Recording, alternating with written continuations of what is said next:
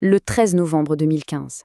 C'est une date qui est gravée dans la mémoire de tout un pays, un des moments les plus sombres de l'histoire récente de la France. Aujourd'hui, on va revenir sur ces événements pour en reconstituer la mécanique de manière factuelle et bien sûr respectueuse. L'idée, c'est de comprendre ce qui s'est passé cette nuit-là à Paris et à Saint-Denis, quel était le contexte et quelles ont été les conséquences. On va s'appuyer sur les faits pour essayer de saisir la portée d'une tragédie qui a marqué la nation tout entière.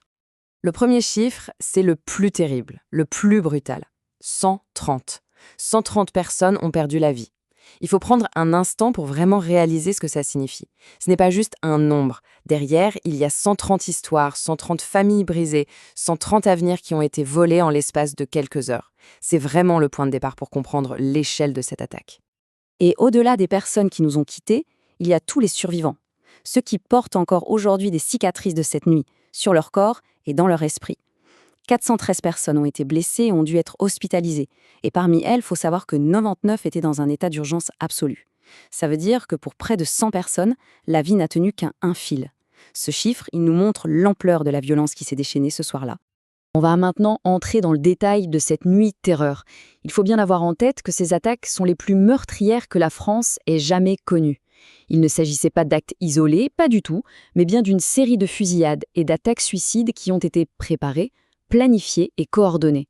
Elles ont d'ailleurs été revendiquées par l'organisation terroriste État islamique, Daesh. C'est donc bien une opération de guerre qui a été menée en plein Paris. Et si on analyse la structure de l'attaque, il y a un mot qui vient tout de suite à l'esprit. Organisation. Ce n'était pas un seul groupe, mais bien 3 commandos différents, 3 équipes de terroristes qui ont agi en même temps, de manière synchronisée. Ils ont frappé plusieurs endroits de Paris et de sa banlieue, à Saint-Denis, quasiment simultanément. Une telle coordination, c'est la signature d'une opération mûrement réfléchie, avec une logistique et des objectifs très précis. Alors pour vraiment saisir ce qui s'est passé, la meilleure chose à faire, c'est de reprendre le fil des événements minute par minute. Cette soirée du 13 novembre a été une succession d'attaques très rapides, ce qui a créé un immense sentiment de chaos, l'impression que la menace était partout. Suivons ensemble, pas à pas, cette chronologie de la terreur. Tout démarre à 21h20. Une première explosion retentit près du Stade de France pendant le match de foot France-Allemagne. C'est le tout premier attentat suicide sur le sol français. À peine 5 minutes plus tard, à 21h25, la terreur frappe en plein cœur de Paris. Un deuxième commando ouvre le feu à la Kalachnikov sur des terrasses de café rue Bichat et Alibert. Et puis, à 21h40, l'horreur monte d'un cran. C'est le début de l'attaque du Bataclan. Pendant ce temps-là, les explosions continuent au Stade de France. À 22h, la situation au Bataclan bascule, ça devient une prise d'otage massive. Il faudra attendre plus de 2 heures jusqu'à minuit 18 pour que les forces d'élite lancent l'assaut. Un assaut qui se terminera à 0058, mettant fin à l'attaque la plus longue et la plus sanglante de la soirée. Au total, les attaques se sont donc concentrées sur 6 sites. D'abord à Saint-Denis, aux abords du Stade de France, et puis au cœur de la capitale, dans les 10e et 11e arrondissements, des lieux bien connus des Parisiens, les bars Le Carillon et le Petit Cambodge, les restaurants Casa Nostra et Bonne Bière, la Belle Équipe, le comptoir Voltaire, et enfin la salle de concert du Bataclan. Le choix de ces lieux n'a rien d'un hasard, ce ne sont pas des cibles politiques ou militaires, non, ce sont des lieux de vie, des quartiers animés. En les visant, les terroristes s'attaquaient en fait à un symbole. L'art de vivre à la parisienne, la convivialité, la culture, le partage. Face à cette horreur, la réaction des autorités est immédiate. Dans la nuit même, le président de l'époque, François Hollande, s'adresse à la nation. Et ces mots sont d'une gravité exceptionnelle. Il parle d'actes de guerre commis par une armée terroriste. Ces mots sont très forts. Ils marquent un basculement. On ne traite plus l'événement comme un crime, aussi horrible soit-il, mais bien comme une agression militaire contre le pays. Et c'est cette qualification qui va justifier la décision de déclencher l'état d'urgence sur tout le territoire, une mesure rarissime. Maintenant qu'on a posé les faits, il faut se poser la question la plus complexe, celle du pourquoi. Pourquoi la France a-t-elle été ciblée avec une telle violence ?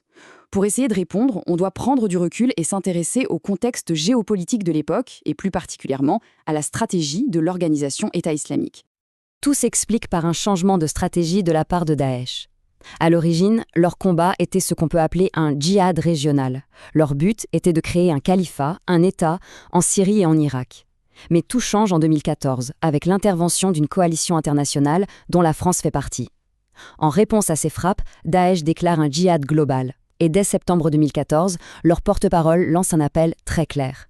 Ils demandent de tuer les citoyens des pays de la coalition en citant nommément les méchants et impurs Français. À partir de ce moment-là, la France devient une cible prioritaire. Alors, plusieurs raisons expliquent pourquoi la France est particulièrement visée. La première, la plus directe, c'est l'opération Chamal, la participation de l'armée française aux frappes contre Daesh. Mais dans sa propagande, l'organisation terroriste utilise aussi d'autres arguments.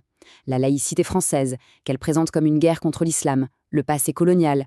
Il y a aussi une raison purement pratique. La France est géographiquement accessible depuis la Syrie. Et enfin, il y a un objectif stratégique absolument crucial pour eux, provoquer une fracture au sein de la société française, attiser les tensions entre les communautés pour, à terme, faciliter de nouveaux recrutements. Et ce qui est terrible, c'est que cette menace, les experts la sentaient monter.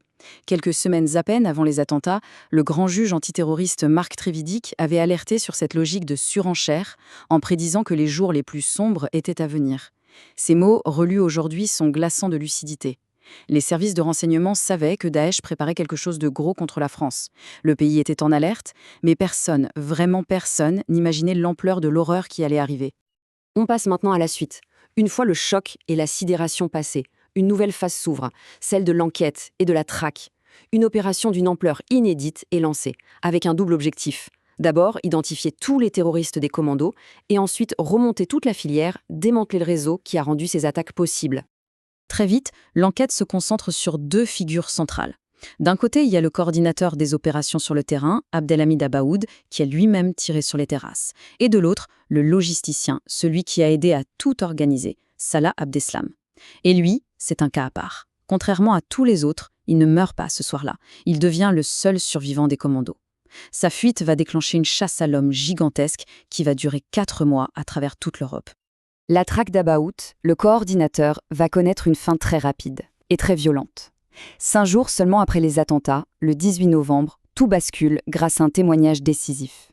Les enquêteurs le localisent, non pas en Syrie comme on pouvait le penser, mais bien en France, à Aubervilliers. Une filature express les mène jusqu'à un appartement à Saint-Denis.